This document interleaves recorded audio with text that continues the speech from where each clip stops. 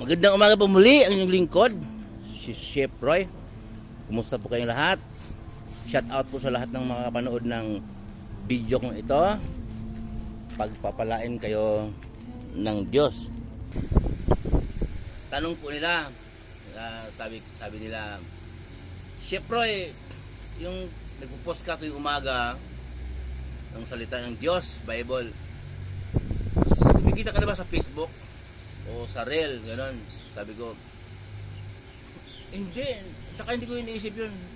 Unang-una, ikikita kasi nga pagka nakita ng tao na Bible yung pinapost mo, hindi nila tatapusin, ililipat nila agad. Natural na po sa tao yun na boring pagka narinig nila yung salita ng Diyos, boring, nabuboring. Gusto nila yung nasa beach, kumakain, mga sexy, nagtatakbuhan sa beach, sa macho, gano'n. Gusto nila, ulitin pa yun kahit napanood na. Pero pag sa Bible, saka hindi ko iniisip yung kaloob ng Diyos din na may manonood sa mga post ko. Kasi salita niya ang pinopost ko. Utos din ng Diyos yon sa akin sa magitan ng banal na espiritu. Pero katunayan nga po nagpo-post ako. May nanonood naman, marami. Pero okay na po yung tinatapos nila, mga nakikita sa bilang naman, may 500, may umabot din ng 1,000 mahigit. Okay na po yun, thank you Lord. At least yung mga tao na nanonood noon, ang Diyos din ang nagbigay sa kanila ng panahon. Kaloob nila yun na panoorin nila, kasi ang tao kasi kung hindi kakalooban ng Diyos ng banal na espiritu, mabuboring ka talaga sa kanyang salita. Okay.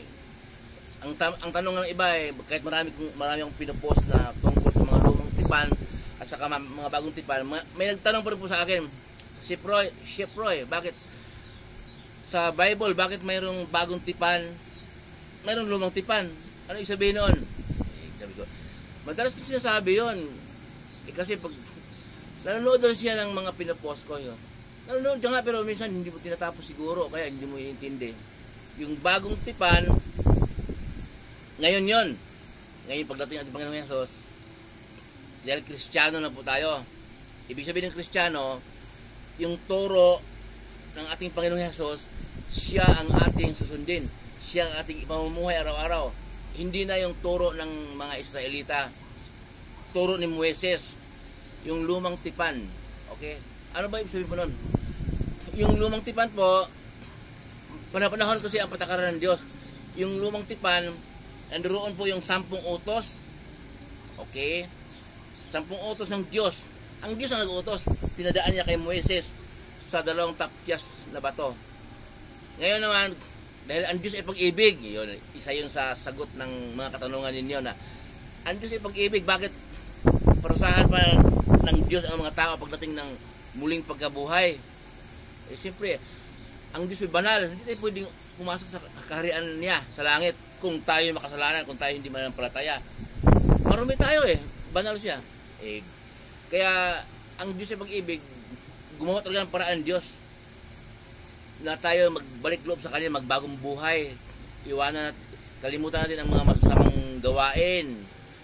Kalimutan natin ang mga bisyong yan, mga kalayawan. Layaw, mga pagsusugal, pambabae, kung ano-anong bisyo. Kasi po yung lumang tipan po, paliwanag ko po ito, baka tayo mapalayo. Tungkol sa tanong na bakit may lumang tipan, bakit may bagong tipan? Yung lumang tipan po, yun yung 10 utos. Kalaki po doon. Lumaon hanggang sa dumami tao, nagiging marunong sa kalokohan, dumami kasalanan. Sa lumang tipan po, walang mga bisyo doon. Maraming pwedeng iutos ng Diyos na wala doon sa lumang tipan. Kaya niluma ng Diyos ang lumang tipan.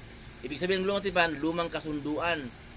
Yung 10 utos, huwag kang makikiapid sa hindi mo asawa. Okay, ngayon naman dumating ating Panginoon Hesus, ngayon naman sinasabi ko sa inyo, kapag tumingin ka sa kapwa mo na may masamang pagnanasa ay nakikiapid ka na sa puso. O di ba? Kasi nga mga pilosopo kasi iba eh. O hindi ako nakikiapidhan. Tumitingin lang ako. Ganda niya ako, litaw yung dibdib.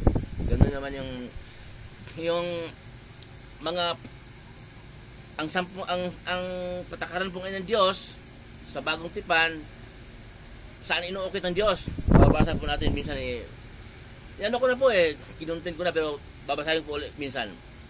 Inukit ng Diyos sa ating puso, hindi na sa dalawang tapyas na bato. Marami mga galawan dyan, okay?